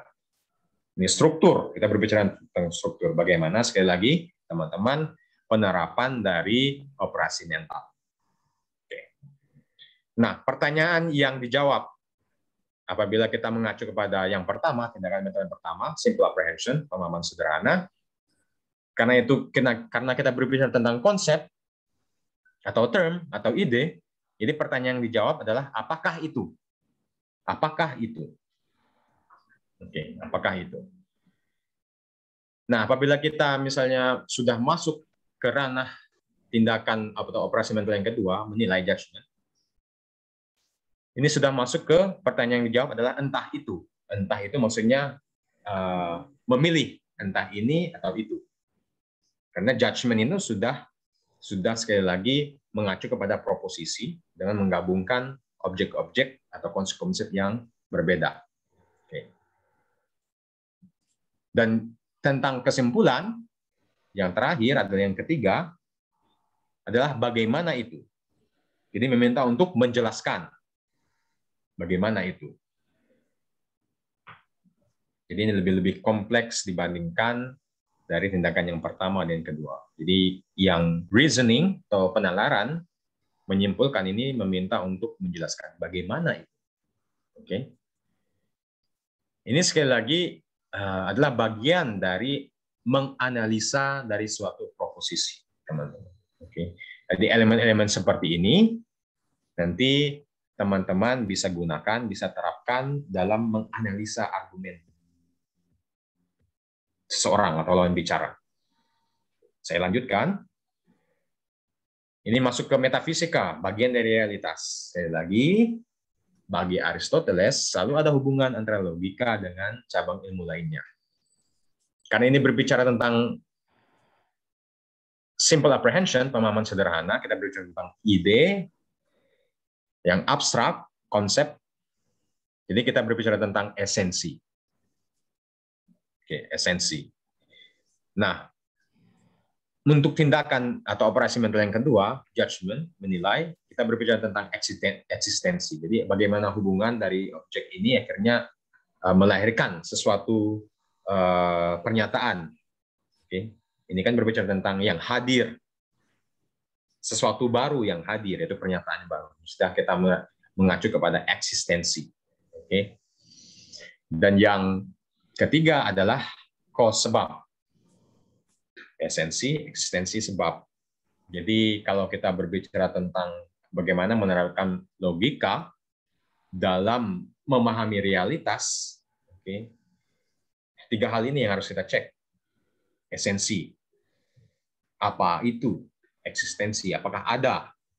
Apakah misalnya konsepnya, misalnya ya, bukit dan emas. Oke. Kemudian saya mau gabungkan dari simple apprehension, pemahaman sederhana ini, mau saya lanjutkan ke tindakan kedua, yaitu menilai, judgment. Saya mau melahirkan satu pernyataan, eksistensi, yaitu bukit emas. Bukit emas. Bukit emas. Saya lanjutkan ke berikutnya adalah sebab. Sebab, mungkin apakah, sebab ini mungkin bisa kita tekankan kepada bagaimana bukit emas itu bisa hadir di kehidupan nyata. Atau misalnya saya mau membuat satu animasi, oke, karakter atau bentuk dari animasi itu bukit emas, mungkin suatu film pendek seperti itu. Oke, jadi ini adalah runtutan berpikir. Oke. Nah, baik ketika pemahaman sederhana ini baik ketika konsepnya jelas. Oke. Menilai itu baik ketika benar. Kita membuat judgment atau penilaian, pertimbangan. Apabila penilaian kita, pertimbangan kita itu benar, baik ketika benar. Oke. Dan argumen itu baik ketika valid. Ini sebenarnya menjelaskan sifat dari silogisme kita. Ini yang hukum harus, ini adalah hukum-hukum atau elemen-elemen yang harus kita pegang. Oke. Term atau istilah itu baik ketika jelas. Termnya harus jelas loh. Dan menyusun kalimat logis atau pernyataan logis. Dan benar. Kemudian argumennya harus valid. Dan bagaimana mencapainya? Dengan definisi term, istilah. Oke. Mendefinisikan term tersebut. Bagaimana mencapai judgment ini? Menghindari satu jalur. Jadi kita untuk bisa membuat satu penilaian, pertimbangan, artinya nggak boleh memilih hanya satu hal saja. Oke. Membuat satu keputusan itu kan dengan cara mengecek, observasi, melakukan pertimbangan-pertimbangan. Oke. Trial and error. Okay. Dari setiap proposisi, dari setiap pernyataan yang ada. Jadi kalau apabila satu jalur, artinya elemen yang lain ini kita singkirkan. Ini kan nggak baik. Jadi yang harus kita hindari adalah ini, mengambil cara berpikir satu jalur atau cara memutuskan satu jalur. Okay. Atau mungkin dari etika. Oke, etika. Ada istilah prinsip etika atau prinsip moral. When in doubt, do not decide. Ketika dalam kebingungan, jangan membuat atau mengambil keputusan. Karena mengambil keputusan dalam saat bingung atau doubt ini kan bisa sangat-sangat berbahaya. Oke. Jadi yang harus kita lakukan adalah melakukan pertimbangan. Oke. Informasi-informasi dan sebagainya, apakah ini benar atau salah, mendengarkan pendapat dari orang lain, seperti itu. Karena apabila satu jalur, kita hanya tergantung pada satu informasi atau sumber informasi, dan kemudian dari satu sumber informasi ini, satu jalur ini, kita mengambil keputusan, nah ini sangat berbahaya. Jadi harus bisa menilai dari setiap opsi-opsi atau pilihan-pilihan tertentu. Nah, bagaimana mencapainya bagi kesimpulan adalah dengan mengikuti aturan-aturan logika. Buruk ketika termnya atau istilahnya nggak jelas, judgment-nya salah. Kemudian akhirnya apa? Argumennya nggak valid, terdapat fallacy. Nah, fallacy ini nanti akan dijelaskan oleh Vio. Oke, untuk pertemuan terakhir minggu depan. Ini sangat penting. Jadi hal-hal apa yang harus dihindari loh dalam membentuk satu argumen. Oke. Dalam berdebat misalnya, hal-hal apa yang harus dihindari? Fallacy seperti ini. Nah, apabila fallacy ini digunakan, artinya argumennya buruk. Seperti itu. Dan yang terakhir, pertanyaan yang biasa ditanyakan. Simple apprehension, pemahaman sederhana. Apa maksudmu? Ini kan berbicara tentang konsep, ide, seperti itu.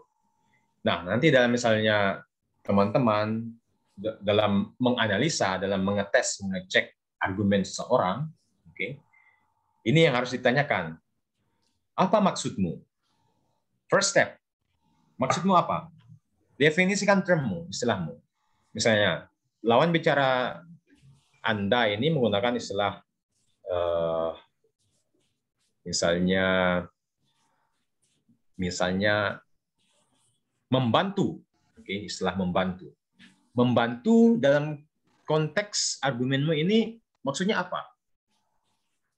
Membantu untuk hal yang baik atau membantu untuk hal yang buruk?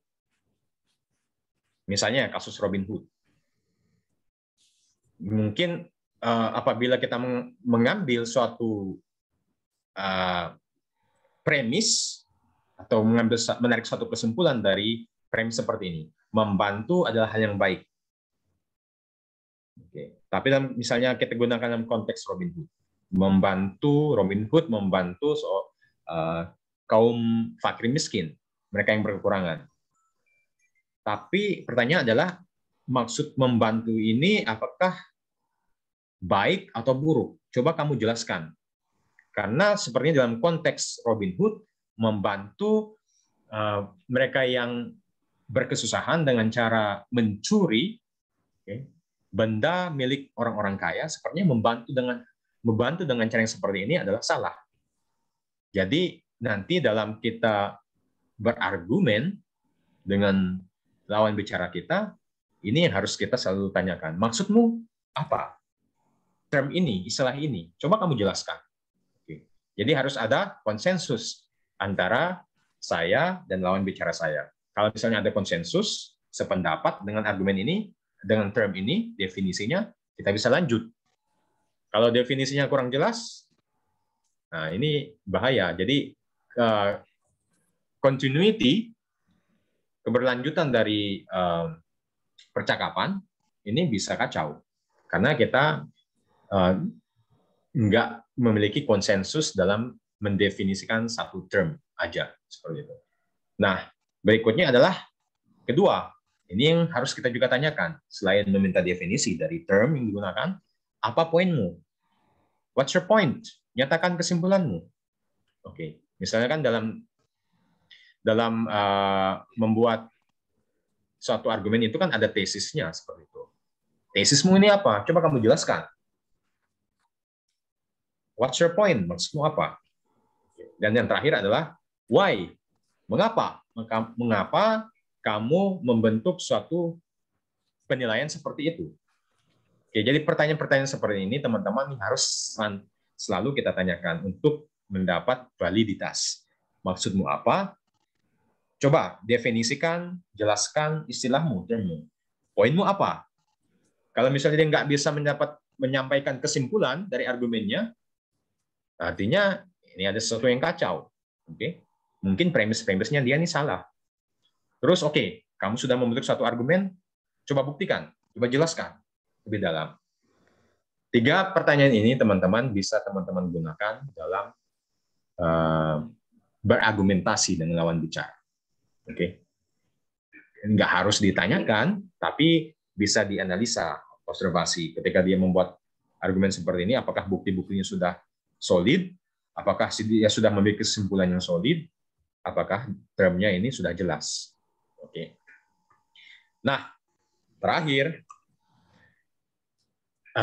karena sekali lagi bagian saya ini adalah seperti kesimpulan, seperti suatu rangkuman dari kelas-kelas sebelumnya, dari presentasi dari pemateri sebelum-sebelumnya, yang bisa kita pelajari dari logika Aristoteles ini adalah yang pertama, agar memenuhi selain dari tabel yang saya munculkan tadi, yang pertama adalah agar memenuhi syarat sebagai demonstrasi ilmiah, scientific demonstration. Ini seringkali kaum modern ini meminta kita, bahkan kaum beragama, untuk bisa memiliki pemahaman yang saintifik. Nah, bagi Aristoteles, agar memenuhi syarat sebagai demonstrasi ilmiah, silogisme harus memiliki premis yang benar, primer, langsung, lebih dikenal daripada, maksudnya dia lebih otoritatif, awali, lebih hadir sebelum, dan penyebab kesimpulan cause. Ini kata-kata atau konsep-konsep yang sepertinya sangat independen, tapi sebenarnya singkatnya, kalau membuat suatu silogisme, teman-teman pastikan premis-premisnya ini solid, sah, bukti-buktinya ada, dan bisa dipertanggungjawabkan. Simpelnya seperti itu. Oke. Ya, sampai membuat suatu premis atau membuat satu argumen, elemen-elemen yang ada, termnya, premisnya, proposisinya itu goyah. Oke. Jadi harus solid. Setiap proposisi, argumen teman-teman ini harus otoritatif. Berikutnya, harus menghasilkan informasi tentang hakikat dari jenis atau sekelompok individu. Artinya, in other words, lakukan investigasi, lakukan observasi. Oke. Misalnya benar-benar mempelajari subject matter tertentu. Misalnya pengen membuat kesimpulan atau mempelajari tentang sekelompok, misalnya hewan mamalia, benar-benar dipelajari supaya nanti argumennya benar-benar solid, benar-benar kuat. Seperti itu. Jadi harus menghasilkan informasi tentang hakikat. Oke, bagaimana nature, cara bekerja, aspek anatomikal, biologis dari hewan tersebut atau sekelompok hewan tersebut. Jadi nggak bisa hanya tergantung pada buku-buku. Tapi misalnya apabila Anda adalah seorang ilmuwan, lakukan penelitian. Maksud dari Aristoteles seperti itu. Jadi informasinya sangat-sangat solid, sangat-sangat hebat, sangat-sangat kuat. Ketiga, harus menghasilkan pengetahuan yang universal. Oke. Apabila pengetahuannya partikular, hanya valid mungkin pada konteks tertentu. Tapi pastikan apabila teman-teman membentuk suatu argumen, pastikan pengetahuannya ini benar-benar ditelah dengan baik. Dan mungkin misalnya kita berbicara tentang suatu prinsip moral, pastikan prinsip moral tersebut juga valid untuk keseluruhan umat manusia. Oke. Kemudian yang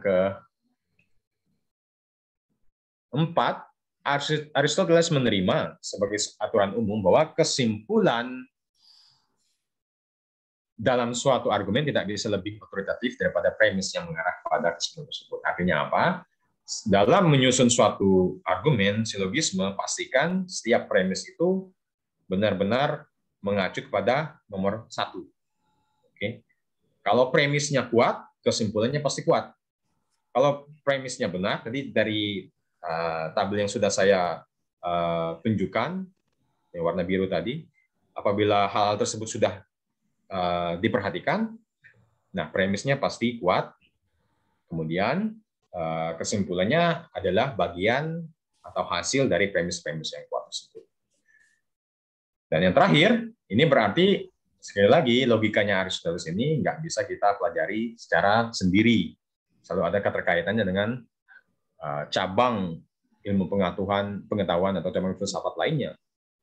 Artinya apabila Aristoteles meminta kita untuk membuat kesimpulan argumen yang universal, artinya kita harus benar-benar tergantung pada prinsip-prinsip pertama atau metafisika.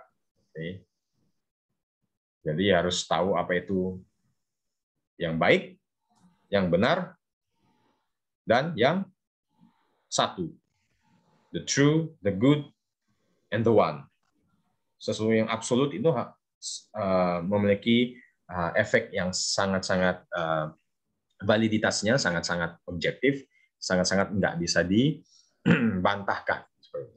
Misalnya manusia itu rasional, ini kan suatu premis yang sangat-sangat objektif, yang sangat-sangat absolut, merupakan prinsip-prinsip pertama metafisika.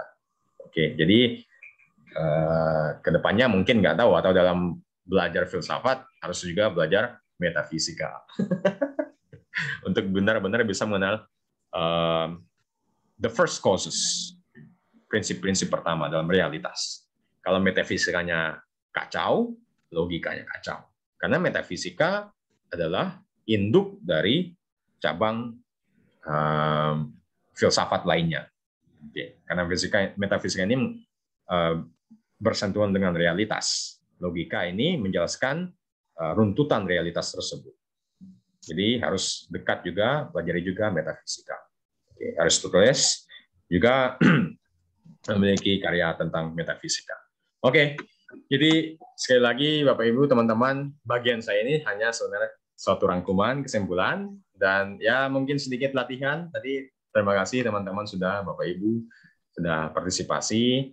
Nggak tahu apakah ada pertanyaan atau mungkin komen. Demikian dari saya. Terima kasih, Pak Rambang. Jadi Bapak Ibu sekalian bisa bayangkan kalau saya dengan Frater Rambang dikumpul di rumah, karena kami berdua beradik satu rumah, kalau pas sama-sama cuti pulang kampung gitu, bayangkan setiap perbincangan kami adalah saling menyelidiki argumen masing-masing. Dulu ketika di rumah ya semua baik-baik saja, sampai kami belajar logika, kami lebih memperhatikan argumen masing-masing daripada diskusi biasa di rumah. Ya, terima kasih Frater Rambang. Menarik melihat bagaimana perjalanan dari pertemuan pertama sampai pertemuan ke-6, kemudian diringkas dengan sangat baik di pertemuan ke-7 ini.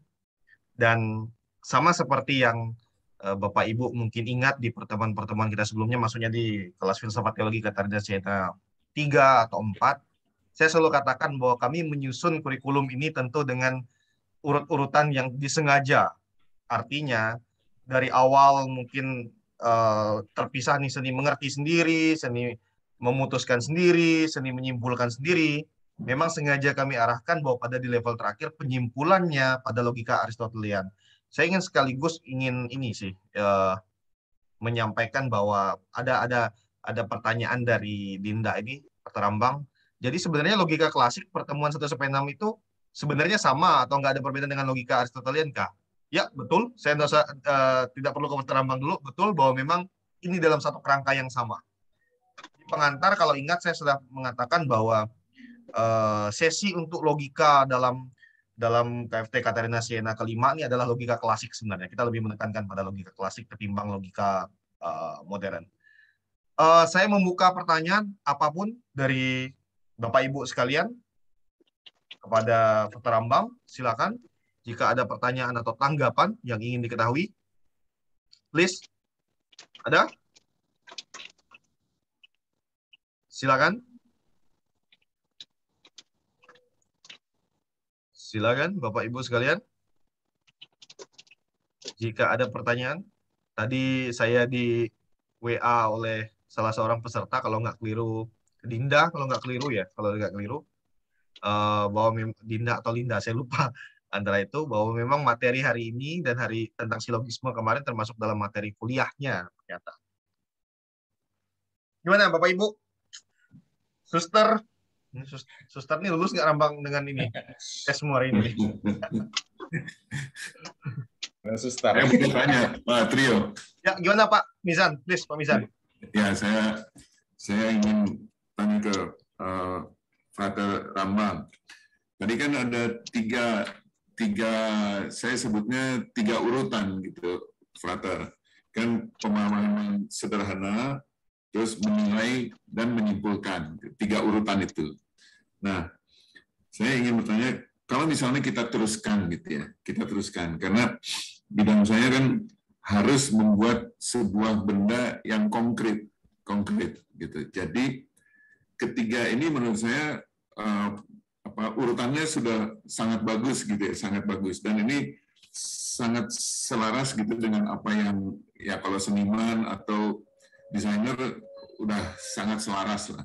Nah, jadi kalau misalnya kita teruskan satu atau dua step dari tiga tadi gitu kan, apakah bisa kita sebutkan sebagai background dari Aristotelian gitu? Karena sebagai kalau misalnya kita membuat sebuah benda gitu ya, sebuah desain, kita harus menceritakan storytelling daripada benda tersebut. Karena sekarang kalau menjual sebuah benda, kalau tidak ada storytellingnya, itu benda itu seperti tidak ada auranya, tidak ada nyawanya, tidak ada value-nya. Nah, jadi saya tertarik terus terang dengan urutan 3 di awal, tapi saya ingin meneruskan selaras dengan pekerjaan daripada seniman atau desainer gitu. Apakah itu bisa atau bagaimana gitu solusinya? Karena saya terus terang ingin menyeret tiga step atau 3 proses ini kepada proses lanjutan, begitu, Frater. Ya, gimana Frater? Apakah urut-urutan dari mengerti definisi term, lalu kemudian membuat premis dan kemudian membuat penyimpulan itu bisa menjadi background untuk di wilayah art dalam hal selling atau branding atau apapun itu? Apakah bisa menjadi fondasi untuk itu? Silakan, Dr. Mbak. Oke, terima kasih Pak Mizan. Baik, sebenarnya untuk proses yang sederhana, yang dasar ya, yang elemental, yang harus hadir itu 3 proses itu harus hadir, harus beruntun. Jadi bukan hanya kita berbicara tentang logika, bagaimana terms itu harus ada, harus jelas, harus definitif, kemudian kita membuat proposisi, dan setelah memiliki proposisi dari terms atau istilah yang sudah kita miliki, kemudian kita membentuk satu argumen, bukan hanya di logika, bahkan seperti saya sampaikan tadi, bahkan dalam kita berbicara tentang pendidikan, edukasi, langkah-langkah yang tepat itu harus kita ambil. Nah, masuk dalam bagian profesi Pak Mizan, dalam industri kreatif seperti itu juga proses yang sama, proses yang sama. Jadi misalnya ada komponen dasar apa yang bisa kita gunakan, misalnya dalam membentuk suatu produksi otomotif seperti itu, misalnya mobil. Komponen awal dasar seperti metal seperti apa yang kita perlukan. Kemudian apa hubungannya komponen metal A dengan metal B, ini kan bagian dari penilaian. Bagaimana misalnya digabungkan akan membentuk susunan mobil yang baik, yang kuat atau apa, atau komponen metal seperti apa yang harus kita gunakan. Kemudian bagian kesimpulan argumen adalah mobil seperti apa, brandnya apa, fungsinya buat apa, seperti itu. Untuk proses ketiga itu sebenarnya cukup dan dasar. Cukup dan dasar. Nah, mungkin bagian ini saya kembali melontarkan pertanyaan ke Pak Mizan. Proposisinya apa? Proposalnya apa? Yang Pak Mizan maksudkan step berikutnya. Mungkin saja, bisa saja step berikutnya yang Pak Mizan ajukan ini bisa masuk ke step ketiga, itu menyimpulkan. Atau mungkin gimana Pak Mizan? Apakah ada ide seperti apa yang Pak Mizan? Saya ada tugas berkaitan sama pandemi, Frater. Jadi kan ada 5 M. Jadi M pertama masker, yang kedua kan cuci tangan. Jadi tugas saya adalah M yang ketiga, menjaga jarak. Nah, saya tadi coba mengurutkan. Jadi termnya adalah jaga jarak ya, jaga jarak. Terus kemudian aktivitas atau dalam penilaiannya adalah terutama dalam interaksi. Kalau interaksi itu kan berarti paling mudah ya. Terus duduk kita di sela-selanya ada. Tapi yang paling parah sekarang adalah pengiriman atau makanan. Jadi itu harus berjarak. Jadi transit daripada virus atau virus itu terjadi di barang-barang tersebut, apakah lewat Gojek atau apa gitu ya. Nah, jadi dibutuhkan, kesimpulannya adalah dibutuhkan sebuah fasilitas yang supaya orang itu tetap jaraknya terjaga. Jadi tadinya kita langsung kasih barang, tapi sekarang harus ada sebuah fasilitas gitu di tengah-tengah supaya disemprot dulu, lewat UV gitu. Jadi ada satu alat gitu. Nah, jadi yang ingin saya sampaikan adalah setelah menyimpulkan dibutuhkan sebuah wadah transit. Nah, jadi kita kan harus mengimplementasi kepada sebuah benda gitu. Nah, maksud saya itu, Frater. Jadi sebagai step keempat, sebuah benda. Nah, sebuah benda ini tentunya kan harus dicoba, harus dibuat prototipenya. Nah, terus kemudian tahap kelima adalah tahap monitoringnya. Jadi tahap produksi atau komersialisasinya. Maksud saya itu. Jadi urutannya itu betul-betul urutan yang sangat tertib lah gitu, kira-kira gitu. Ya, baik, terima kasih Pak Mizan. Kalau mungkin dilihat dari elemen penjelasan dari Pak Mizan tadi, mungkin ya tanpa harus melebarkan atau stretch ketiga elemen tersebut, mungkin kita bisa terjemahkan step lanjutan dari Pak Mizan yang sampaikan tadi itu masuk ke dalam mungkin bagian dari kesimpulan, tapi substructure seperti itu. Ya. Karena kan kita berbicara tentang bahan dasar, kemudian kita pertimbangkan, buat hipotesis dan sebagainya, kemudian kita melahirkan suatu kesimpulan, dan efek dari kesimpulan itu, jadi lebih kepada efek. Efeknya adalah produksi, bla bla bla. Jadi kita setelah memiliki ide abstrak, kemudian memiliki kesimpulan yang abstrak, kita mau menciptakan, melahirkan atau merealisasikan ide abstrak ini menjadi suatu materi atau produksi. Dan mungkin bisa tanpa harus lanjut ke step berikutnya, mungkin secara mekanis ya mungkin bisa dijelaskan ya dari step-step lanjutan berikutnya. Tapi sebenarnya dari sisi logis kita bisa saja masukkan step-step lanjutan ini sebagai hasil dari kesimpulan itu. Jadi bukan seperti step keempat, kelima, tapi anak dari kesimpulan itu. Jadi anak dari kesimpulan itu adalah produksi, kemudian marketing dan sebagainya. Seperti itu. Ya, jadi ada satu buku yang bagus, Frater. Jadi buku itu judulnya adalah Dari Ide Menjadi Uang. Nah, tiga step itu persis tiga stepnya Aristotelian ini. Nah, cuman yang keempat tadi produksi sama sales. Begitu. Okay. Jadi ada kaitannya. Ya.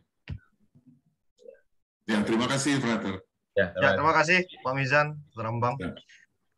Ada sebenarnya satu, saya nggak tahu Terambang apakah dia setuju atau tidak setuju ya.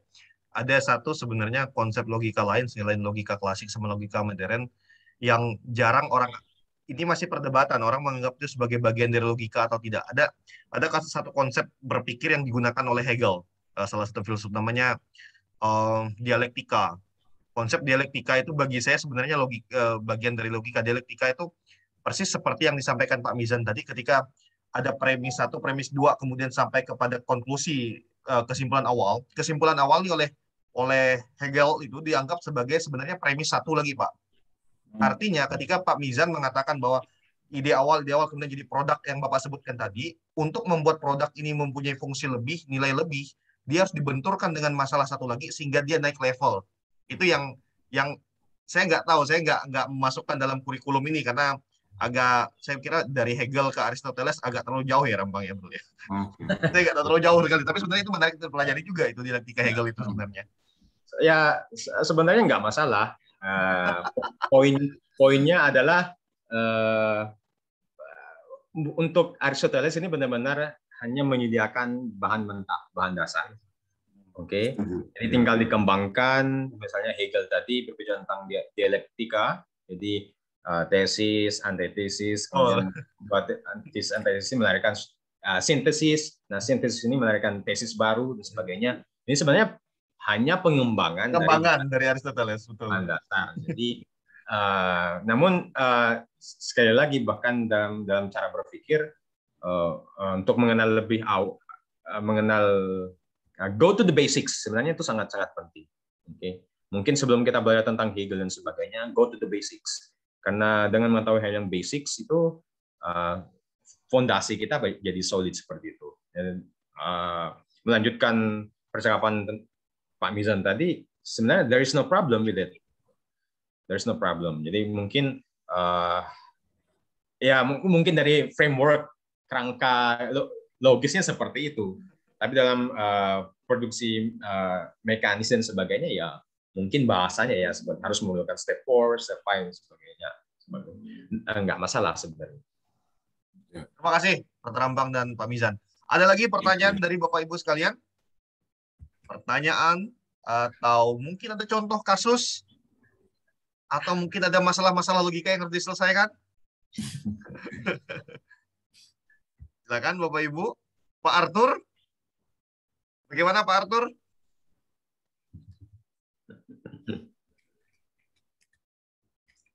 Silakan kalau ada pertanyaan, Bapak Ibu sekalian. Cukup jelas Pak Trio, terima kasih Pak Arthur. Ada satu juga peserta Pak Indra. Saya tidak biasanya Pak Indra juga termasuk yang cukup sering bertanya Pak Indra, tapi saya tidak melihat Pak Indra pada malam hari ini. Pak Indra Wijaya. Ya, masih ada pertanyaan Bapak Ibu? Kita tinggal 3 menit lagi. Oh, Pak Indra ada. Indra. 3 menit lagi sebelum kita berakhir 2 jam full sudah kita berdialog. Belajar. Baik, kalau tidak ada, saya ada beberapa hal yang ingin saya simpulkan secara sederhana sebenarnya. Logika materi dari Frater Rambang tentang logika Aristotelian ini sebenarnya menjadi sekali lagi adalah ringkasan dari perjalanan kita, pertemuan pertama sampai pertemuan ke-6. Inti sebenarnya yang harus diingat dari gagasan tentang logika klasik secara khusus Aristotelian adalah tahap pertama, setiap orang yang ingin belajar logika harus mampu memahami soal term, soal pengklasifikasian, definisi, intinya dengan tepat. Karena jika setiap kata tidak pernah mampu didefinisikan dengan tepat, maka konflik akan terjadi. Selalu itu kasus yang terjadi dalam keseharian. Ketika definisi tidak disepakati, definisi tidak diketahui bersama, maka konflik akan terjadi. Tahap kedua dari pemahaman tentang terminologi, pemahaman tentang definisi adalah bagaimana kita bisa membuat sebuah kalimat yang tepat. Dalam hal ini yang bisa dalam bahasa teknisnya disebut dengan premis atau preposisi. Ketika kalimat sudah tepat, maka cara kita menyimpulkan dari premis-premis tersebut juga harusnya tepat. Ketika kalimat atau premis-premis itu tidak dibangun dari dasar yang kuat dari terminologi atau kata-kata yang tepat, maka penyimpulannya juga pasti kacau. Itu sebenarnya kalau bisa saya sampaikan tentang bagaimana secara sederhana kita memahami alur berpikir logis. Sebelum kita tutup, Frater Rambang mungkin ada closing statement untuk malam ini. Well, ya ringkasan dari trio tadi sudah tepat sebenarnya. Saya poin tambahan mungkin yang ingin saya tunjukkan dari presentasi saya malam ini adalah sekali lagi logika itu tidak hanya terbatas tentang cara berpikir, logical thinking, tapi juga sekali lagi bagaimana kita bisa terapkan dalam semua aspek kehidupan kita. dalam beriman. Beriman juga harus memiliki struktur logis yang tepat, dalam tindakan moral dan sebagainya. Jadi sekali lagi alasan mengapa Aristoteles menulis logika bukan hanya untuk berpacu pada metode berpikir, tapi keluasan eksistensi manusia. Nah, semoga cara bertindak kita juga logis. Bagi saya itu yang paling penting. Kongruen seperti itu. Jadi orang dikatakan sebagai kamu ini orang baik, tapi dalam kenyataannya nggak baik, itu kan nggak logis. Oke, jadi demikian. Terima kasih. Bagi saya minggu depan ini lebih menarik lagi. Falasi.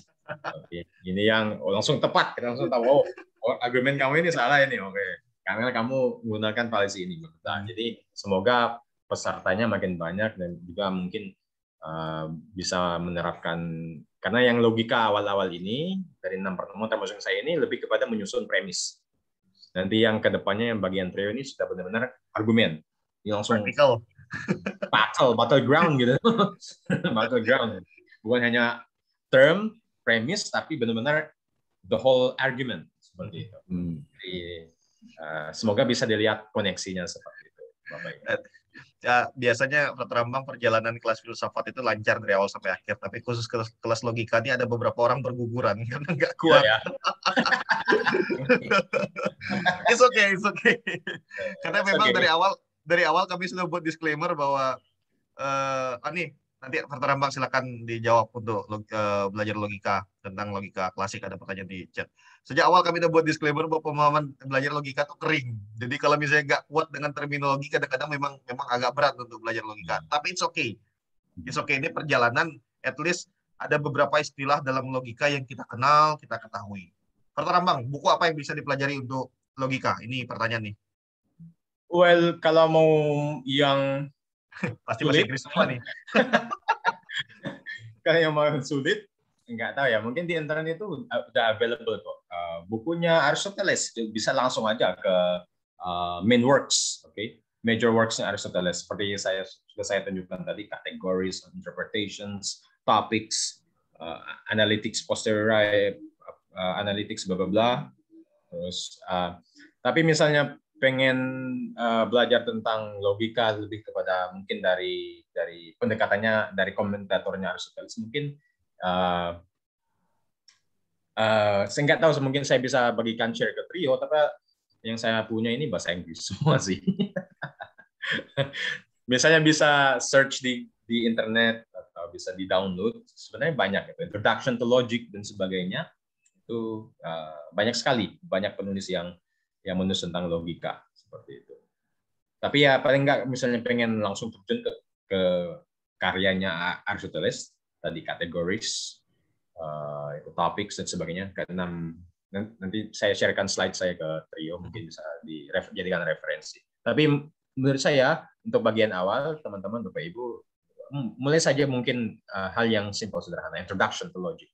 Banyak sekali para penulisnya. Mungkin saya bisa sharekan ke trio. Ada kalau dalam bahasa Indonesia ada satu sudah saya share juga, itu bukunya Diktat Logikanya Romo Pius Pandor. Itu sebenarnya itu isinya semuanya logika klasik. Saya sudah share di grup. Dulu saya waktu semester 1 belajar logika juga, waktu S1 dulu saya belajar buku karyanya Sumaryono, judulnya Dasar-Dasar Logika. Itu buku yang cukup baik. Karyanya Sumaryono, saya nggak tahu Sumaryono itu apakah promo atau enggak, saya lupa, tapi itu buku yang cukup baik juga untuk belajar pengantar logika sebelum belajar ke yang lebih dalam seperti logikanya Aristotelian ini, karyanya Aristoteles. Itu ada beberapa buku sih yang akan juga bisa di-share-kan. Ya, well, terima kasih Rambang, terima kasih Bapak Ibu semuanya, para suster dan semuanya yang ikut kelas pada malam hari ini. Kita akan bertemu minggu depan di Logical Fallacy. Jadi kita akan langsung melihat, dan nanti setelah ini kita akan setelah belajar logika fallacy, kita akan bertemu dengan orang dengan penuh rasa curiga dengan argumentasi orang. Biasanya kayak gitu bawaannya setelah belajar logika fallacy. Ya, terima kasih banyak Pak Rambang, terima kasih Bapak Ibu semua, selamat malam. Tuhan memberkati. Terima kasih Pak Trio, terima kasih.